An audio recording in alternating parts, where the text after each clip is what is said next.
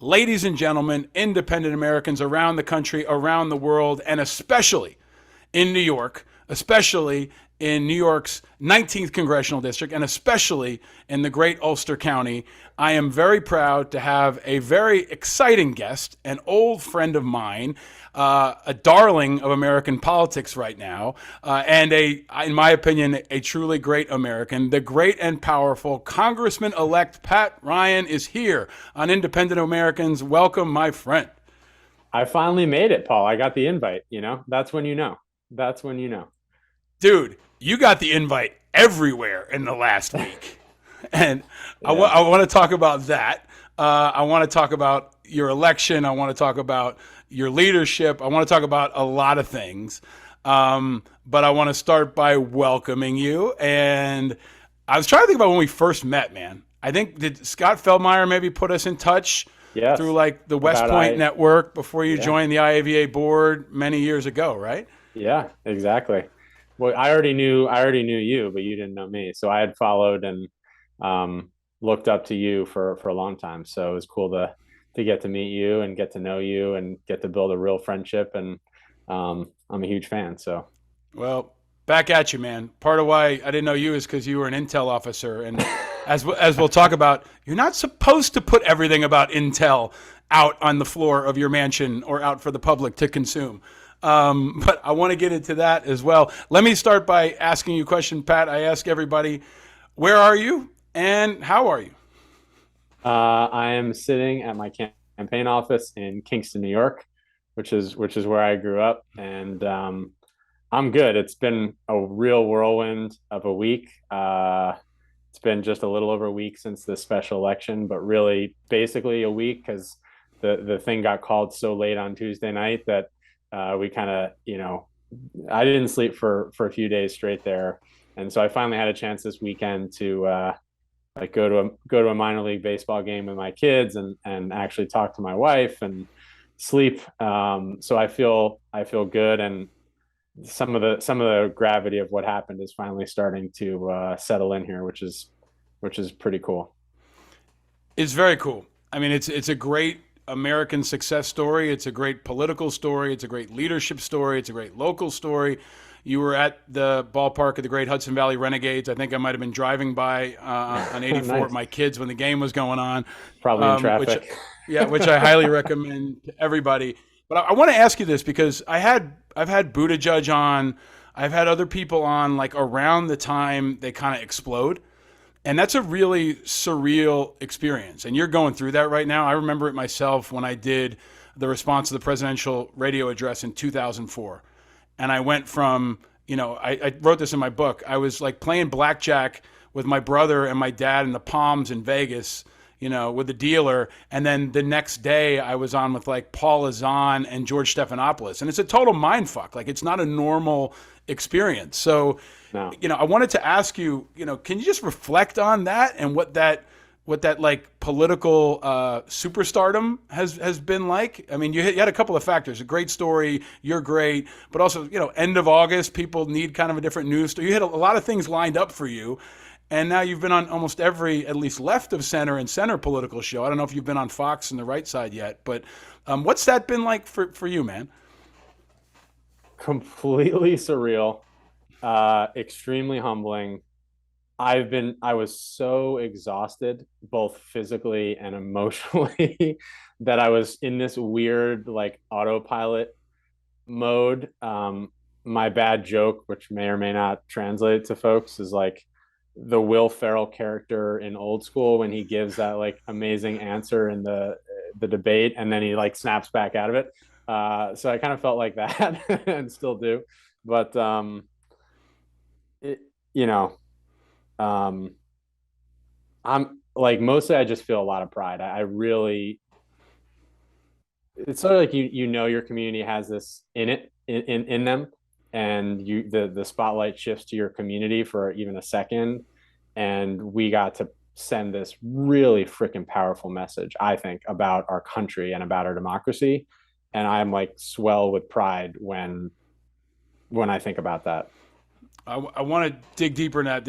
I had another movie reference, which is like, I think all of us who know you and love you and respect you kind of feel like Woody Harrelson watching Rosie Perez on Jeopardy and White Man Can't Jump, right? Like Rosie's been a guest on the show. I hope Woody can be, but like we're seeing you out there just crushing it, and we knew you had it in you, and now you're on this stage. And full disclosure, everybody I think knows I support you and have been a longtime supporter of you and your campaign.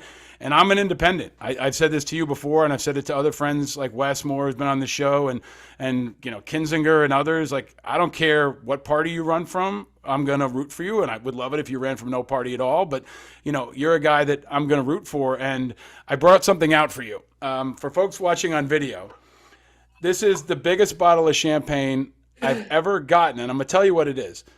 I got this from Rachel Maddow when I stepped down after running IAVA for 14 years. And I felt like I needed to save it. And I was going to save it for when my kid was born or when Trump got defeated. But now I think I'm going to send it to you and ask you to pass it on to someone else when there's like a super historical moment. So wow.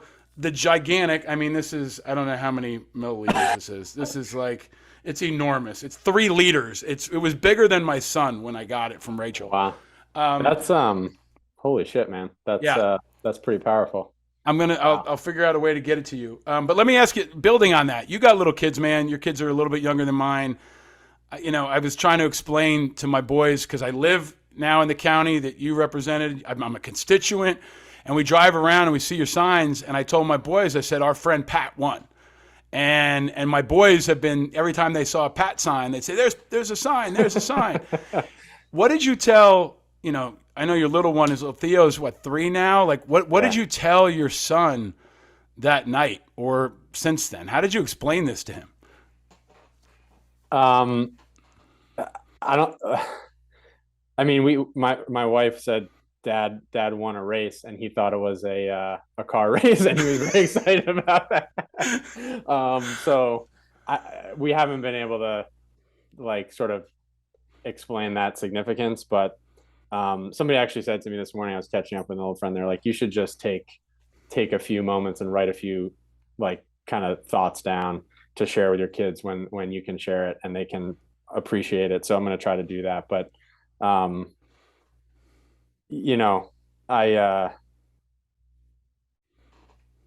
I was in 2017, when I left the private sector stuff I was doing at a tech company and wanted to get in the political arena, and there's this great group called New Politics that helps veterans transition to running for office. I would not be anywhere near at this point where I am without them. So I want to thank them and Emily Cherniak and Congressman Seth Moulton. They had us do this exercise of doing this sort of internal work and thinking about what drives you, what sort of is the fire for you internally. And one of the exercises was talk about what the world would look like if you weren't in the fight, in the political arena.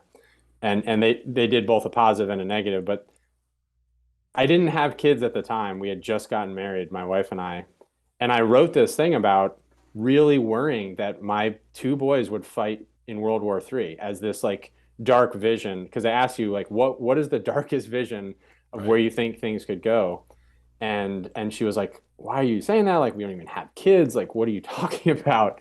And now that I have 2 kids and 2 boys, and I see what's happening in the world in our sort of global instability, and I am still very worried about that, is what I'm trying to say. And we need people at the table, a lot of people at the table, who get the gravity of that, who understand the history of how fragile our democracy is, how fragile the whole global order is. And so for me, it's that direct line from my kids to this importance of our democracy and having a sound foreign policy as well. I think there's this is going to be a bit of a Pat Ryan love fest, but that's okay, because I think part of this show has always been about raising up voices and trying to talk about what's most important. And I think, one thing I've been texting folks who know you, Willie Geist has been on the show, Tommy Vitor, other folks. And I said, look, Pat's a nice guy. He's got a good heart. He's a pure heart. He's the real deal. He's not like a lot of the other assholes and bullshitters you have on your shows. And that's the truth. And I'm going to put that out there. You may not be able to say that, but I think it resonates. And so many of the messages you've put forward have resonated. And I want to talk about that because your special election was unique, right? You and I talked candidly. It was going to be about turnout. Your communications director said it's going to be about turnout. There were two other primaries where I talked about this in the show last week. My wife is a Democrat and is registered as Democrat and voted in your election, the special election, and the primary. I was only allowed to vote in your special election, which I think is bullshit and we can talk about separately. But that was the strategy for the special election. Right. Now you're transitioning into a general election in a redistricted a congressional seat with a different audience for a November election, which is only a couple weeks away, months away. And a lot of things I think that you did well in the primary may resonate even more powerfully. In the special may resonate even more powerfully in this upcoming election. And over your shoulder for folks who are watching is an example. And you and I talked about this. All your signs say veteran for Congress. It doesn't say Democrat for Congress. And I think that's a tweak that really worked in a place like Ulster County and will work in a general going forward. And a lot of what you've done that I want to pull apart are things that I think are a playbook for Democrats on how to appeal to independent Americans. And maybe you didn't have that many turnout in the special, who knows? You may have that data. But I think in the fall, building on that is the real takeaway. Choice, your focus on choice is going to be important. But I pulled out a couple things you focused on. You put veteran on your sign. You talked about utility prices. You have a new ad where you talk about you didn't raise taxes. I never heard a Democrat say, I don't raise taxes, right? And you're saying that. And you also use a word that I don't hear Democrats talk a lot about, freedom. And you've structured it all in this, basically, I'm going to say it in a way you can't. Americans kind of want to be left the fuck alone. And especially in rural areas, like where I live now, where you live, a lot of people are up here in the rural areas because they want to be left the fuck alone. And they want you to leave their bodies alone. You want them to leave your guns alone, right? They want you to leave their taxes alone. And you tapped into that in a powerful way. And I wanted to ask you to talk about that, right? Because I really think it's a playbook, not just on how to win a special, but how to appeal to independent Americans who care about national security, who care about taxes, who care about freedom, who care about integrity, who do care about national security. I know you said in another show you didn't hear a lot of folks talking about Ukraine, but I really think that's a huge takeaway here, and I want to ask you to talk about that. Well, some credit to the host for the Veteran for Congress idea on our signs to give full credit where it's due. I remember that conversation with you. One thing I'm decent at is taking good advice from smarter people than me. But yeah, I mean, I think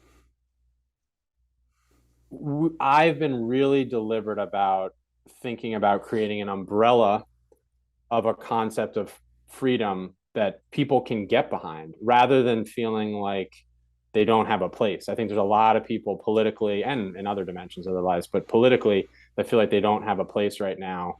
And going back to some universal foundational values and principles, but then linking specific things happening in the moment to that wider umbrella. So the decision to rip away a fundamental right, whether you even agree with that right or not, by the way, strikes at that chord. And that's what I think is happening in the country. The Dobbs decision represents that extreme direction of one element of one party, but it typifies this sort of hopefully near the furthest extreme, although I fear it could keep going here in our politics. And people soundly rejected that and we're going through the data right now. We'll have a lot more once the results are certified, but we know there were a lot of crossover votes. There were a lot of non-party affiliated votes for me. I got a bunch of emails. One that really sticks in my head is a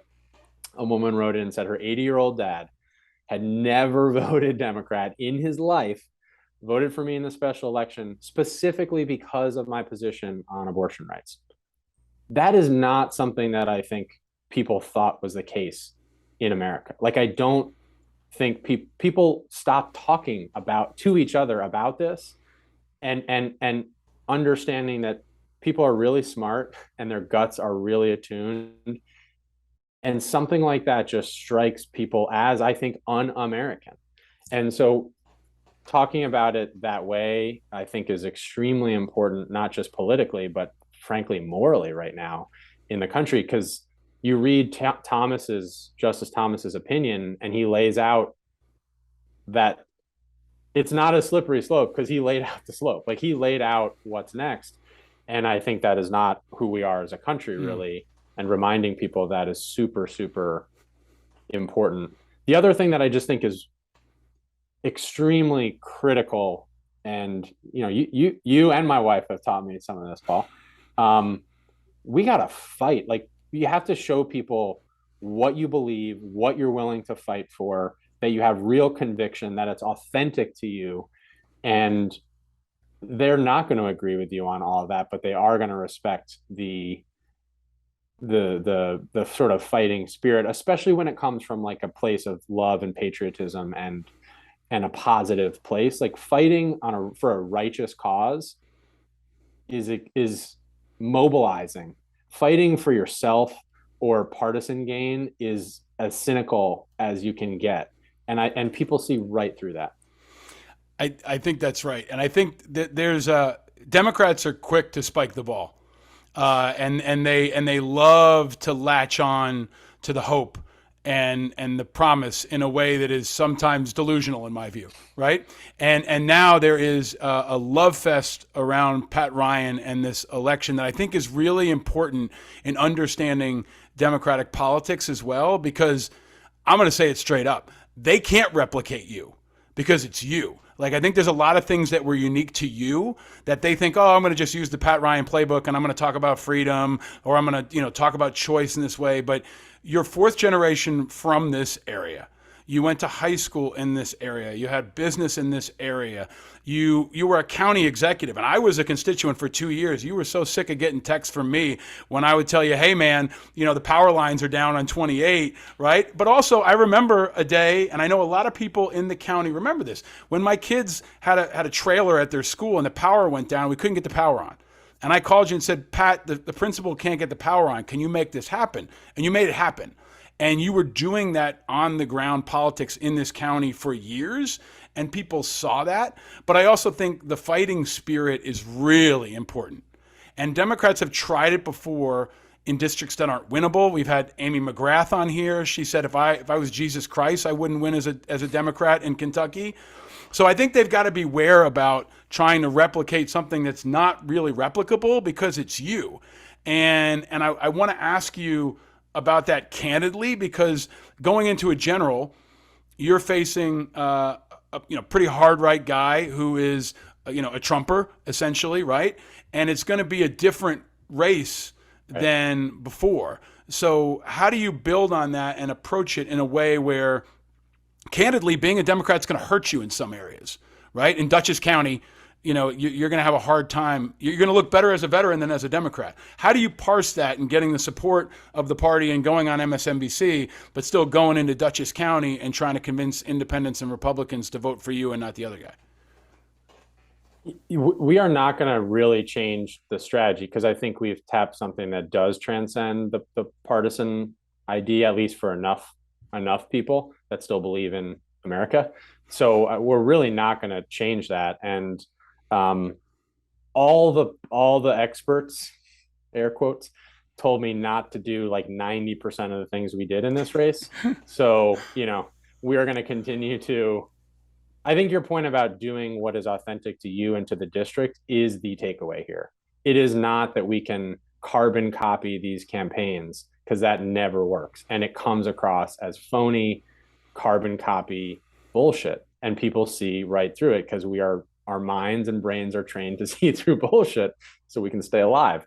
And so that has to be a takeaway. And I've been really deliberate to say, I have little advice that, one, I think is smarter than anybody else, and two is hugely transferable somewhere else. People have to run their own campaigns. My opponent in November, though, and the race is in 69 days, which is daunting and exciting at the same time.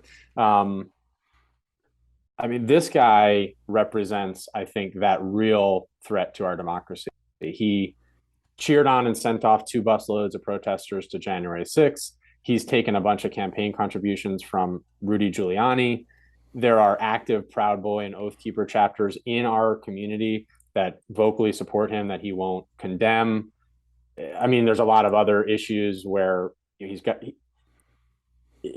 is extreme on gun safety. He's very extreme on abortion rights. I mean, he thinks that doctors and nurses should go to jail for treating victims of rape and incest. I mean, he really does personify that threat. And I'm not trying to be negative. I really am not. I'm just trying to be clear.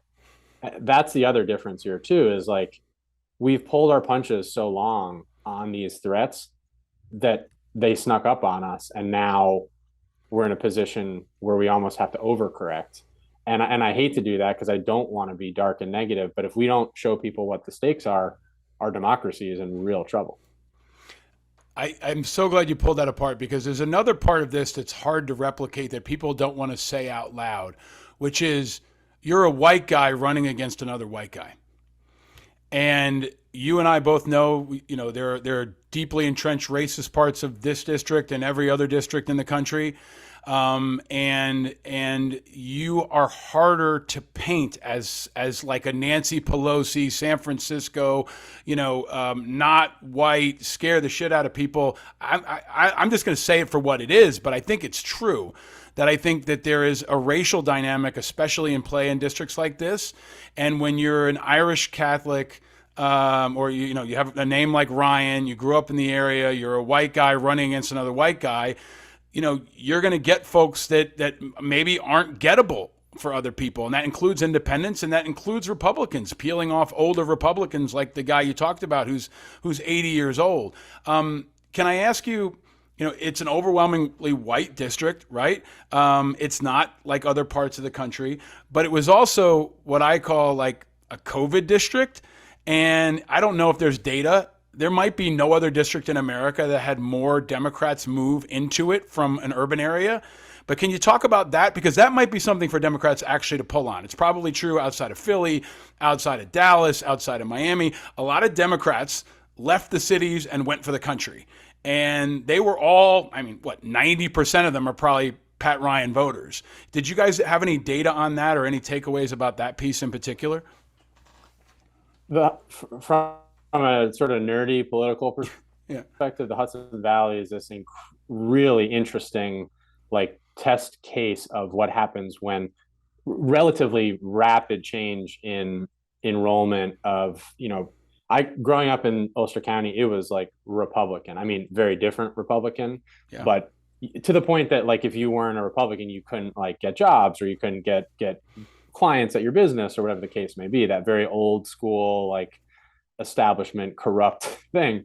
And so to see in basically one generation that completely turn over, where now Ulster County in particular was really the powerhouse that powered our win in the special election. The margin there, the relative vote share of Ulster, is big, and there's certainly a partisan piece to that, no doubt.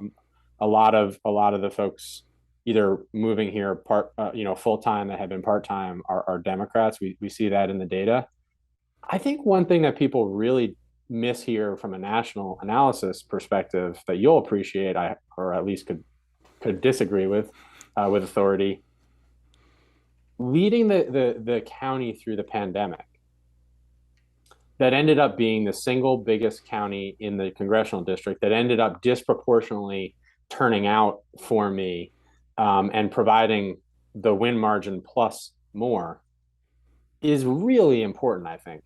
And the Ulster voter data in particular showed huge crossover of Republicans and independents.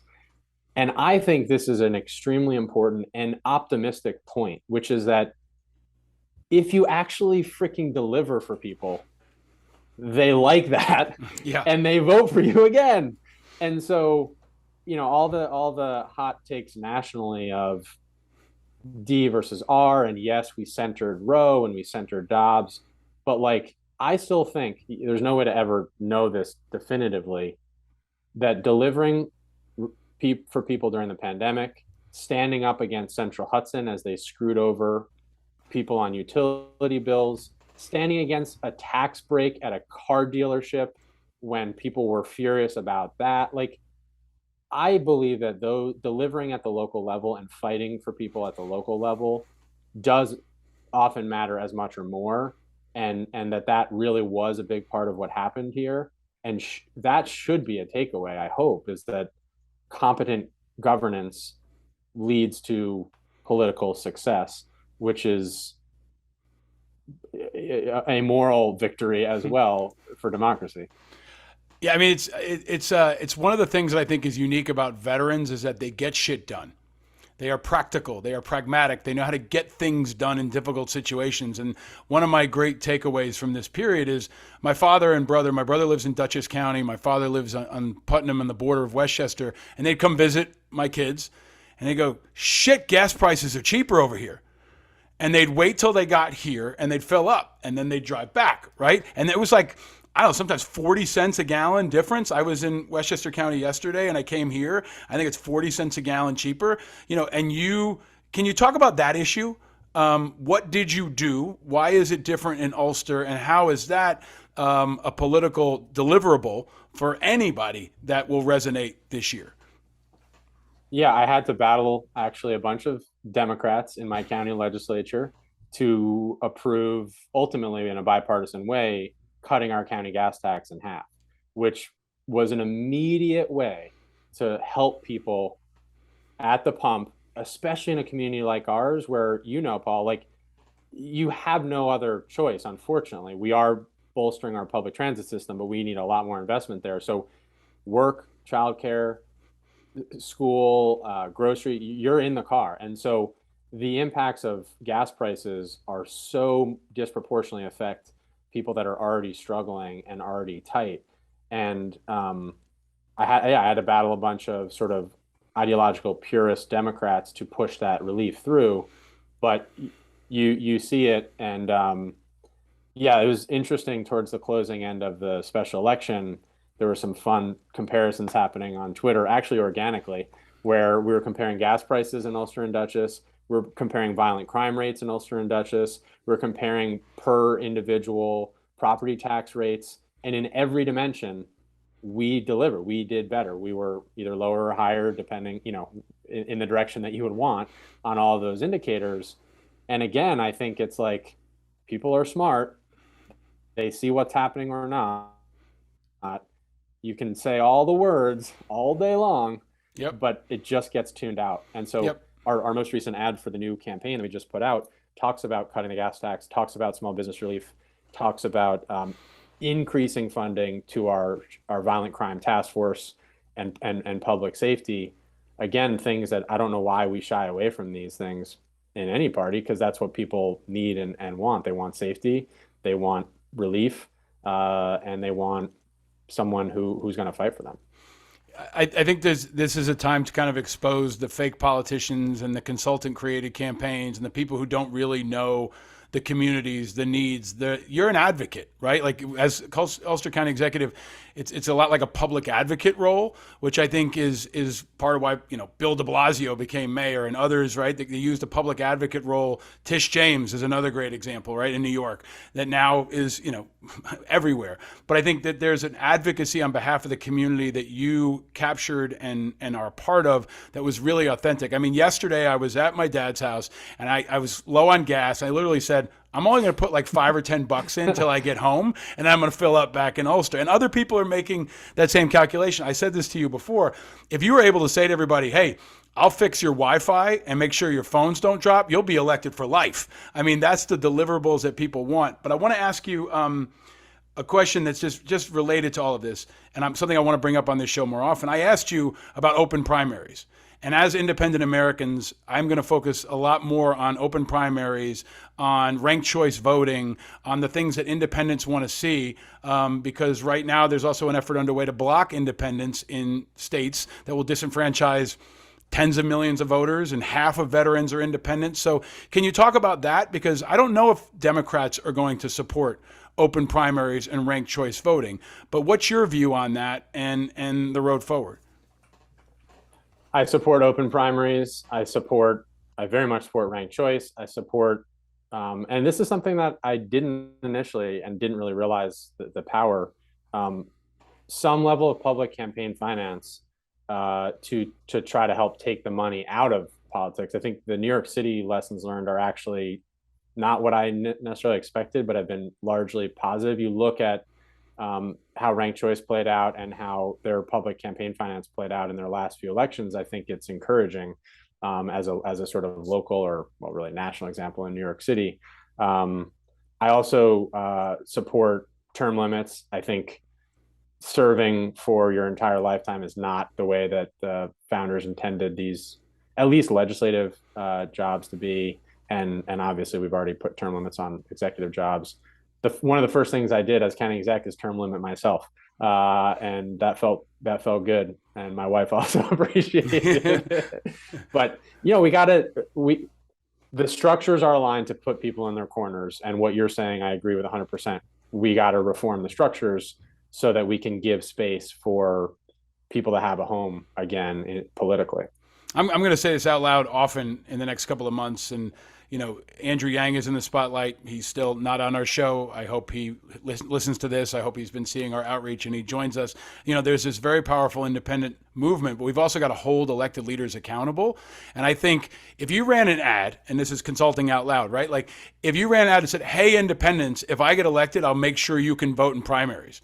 I think that's a winning issue if you want to attract independents, maybe more than anything else in America, rather than talking about gas prices or taxes or trying to split the difference on the Second Amendment or Roe. Like, just say to them, hey, I'll make sure you don't get blocked. And that has a lot of potential. And I hope that other Democrats will follow your lead on that, because I think it's good for America and it'll help them win. It's, a double bottom line piece. Pat, just go into current news, and I know you got to go. Hopefully you're going on Colbert or something else soon. I wish. Just wait. It may happen. It may happen. But before I do that, I'm going to give a couple Ulster County shout outs. I've got a shirt on for the Pines, one of my favorite places to eat and hear music and drink. Shout out to Jeremy. I also I promised myself I'd do this. Heavy Feather Coffee, made in Mount Tremper. My friend Jeff runs it. Check them out. Lots of great food, drink, culture, everything in Ulster County. But you are shifting back to current news. You're an intel officer, right? I can't let you leave this show without talking about the breaking news. Trump's got, now been exposed. Documents on the floor of Mar-a-Lago that if you and I had at our homes, we'd still be in jail, decades later. As an intel officer, I think this is going to be another winning issue for you, a unique moment for you to be elevated on the national stage. As an intel officer, can you translate this for people who might not understand why this is so fucking bad?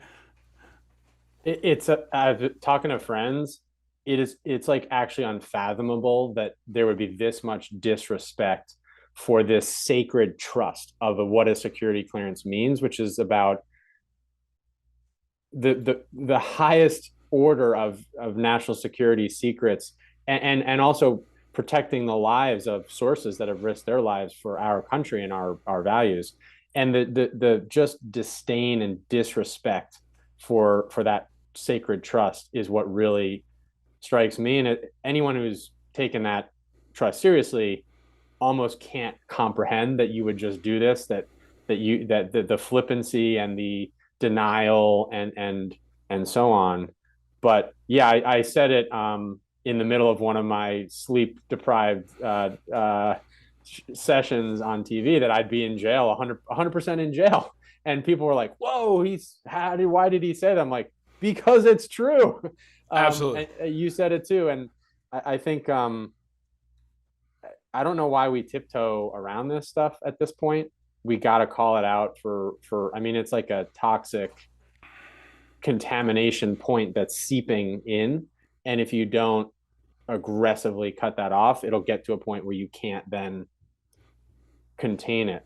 But specifically some of the caveats, and I'm glad to see on news coverage that people are diving in and explaining what HCS means, what SI means, what ORCON means, and helping people understand the real world consequences of a source's identity or an extremely sensitive signals intelligence collection platform being exposed that directly undercuts our national security. That literally puts Americans' lives at risk. And so we have to continue to hammer that. Yeah, I mean, just to be specific, there could be the name of a CIA operative on a document where he lives, his address, his phone number, whatever it is, right? Let's just say it's his name and he's a covert operative. It could be on a document. Trump leaves it out at Mar-a-Lago. Any one of the, Mar-a-Lago party people come rolling through. And if you're Russian and you're not trying to get into Mar-a-Lago, you're not trying. I mean, like, this is Putin's sitting there licking his chops, going, "Please give me an easier thing to infiltrate than Mar-a-Lago," right? So I think you calling it out and the way you've approached this entire conversation, this entire run, is I hope a messaging playbook for the president. I hope Biden comes and sees you. I think Biden's starting already to talk more like you. You've seen that in the last couple of days. I think other Democrats are going to continue to do that. But there's also going to be a fight for the soul of the Democratic Party. There's a lot of talk about how we need multiple parties, and I support that. I think it's right. But there's always been a tension between, the left wing of the Democratic Party and the more moderate part of the Democratic Party. I think we're going to see that cleavage play out a lot in the next couple of weeks, especially. But if they're smart, they'll be doing what you do. I'm going to ask you to stick around for 1 or 2 more minutes for our Patreon members for some fun questions about your favorite things in Ulster County, what you like to drink, and others. But I'm going to ask you a really hard question, man. Like, if tomorrow it all goes away, right, and World War III does happen, what do you want folks to remember about this, right? Because you could lose in November, right? And you serve out your term. You could be, 3 months in Congress, and I hope you run for governor or run against someone else, whatever else. I think you got a long political career ahead of you. But this is a really important and unique moment. And if you're writing to, your son and you want him to know 20 years from now about this moment, what do you want folks to remember and know? The fact that people who were not directly impacted by this Dobbs decision understood what this means for our broader country and democracy at this fragile moment that we're at, that they understood that it is their duty to stand up for fellow Americans and say, this is not who we are. And that they did that gives me so much damn hope for the country. Forget about the political system. But that is such a, like, I want to bottle that up. I want to export it everywhere we can. And like, I hoped that we would see more of that during the pandemic at this crisis. I thought that was going to be an opportunity for us to actually come together and remember how interconnected and dependent on each other we are. But we had political leaders that used it to divide us instead. So this is an opportunity to say, we reminded people again that they have an obligation, not just to themselves and their family and their sort of tribe, but to the country. And they actually stepped up and they saw it. And I do think that's what happened here. And that is extremely powerful. Your entire community is proud of you. The veterans community is proud of you. The county is proud of you. America's proud of you. The world is proud of you. And if the Democrats are smart, they'd have you on the short list for VP candidates real quick.